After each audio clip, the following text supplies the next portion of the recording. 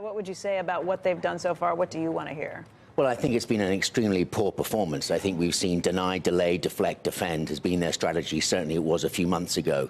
So where does it go from here? You know, most companies, especially a stock like Boeing, is going to survive this. We know that. It's got an order book of 4,700 737 MAX 7s. That's incredible. It's got an order book that goes on for years, and investors know that. And if you look at its stock performance, apart from some blips, I would call them, basically, if you've got the stock, I'm not saying you don't care, but you're not really bothered by this situation because you know the health of that company.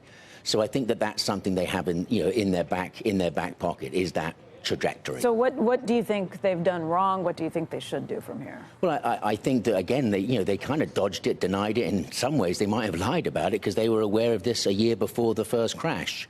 So someone's not said something. But let's be honest about Muilenburg. If he would have been in a room many times with public affairs, communications, legal teams, engineering teams, technology teams, advising him on what he should say and what's wrong, what went wrong for you not to know that? Or did you know that? And that's the question we'd love to get to. So if Dennis wants to clear his...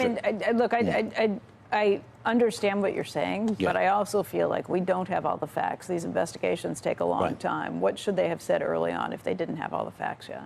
Well, they should have responded boldly and tried to hide nothing and tell all. Again, they deflected, in a sense denied, and defended their situation.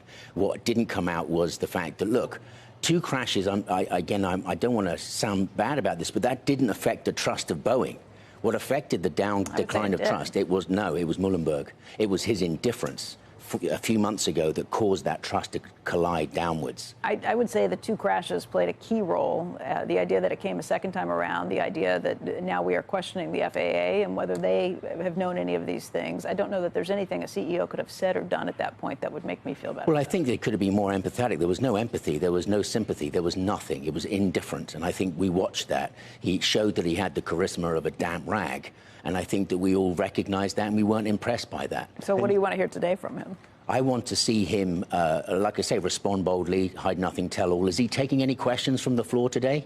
I would love to see that. There's no mention of his plans, because before he didn't do that. What they did before was a pre-recorded video. They subbed it on social. But is there something he could say that would win you over? You seem so skeptical, if not cynical, dare I say, that I'm not sure that he could win you over.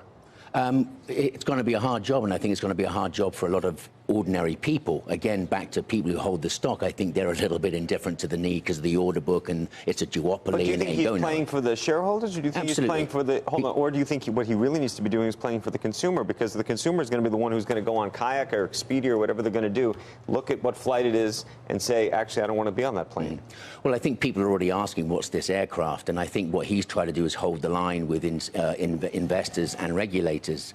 But again, I don't think he has to worry so much about investors, but it depends what comes out of the honesty you're talking about. Litigation, scandal. This is going to bother Boeing for years.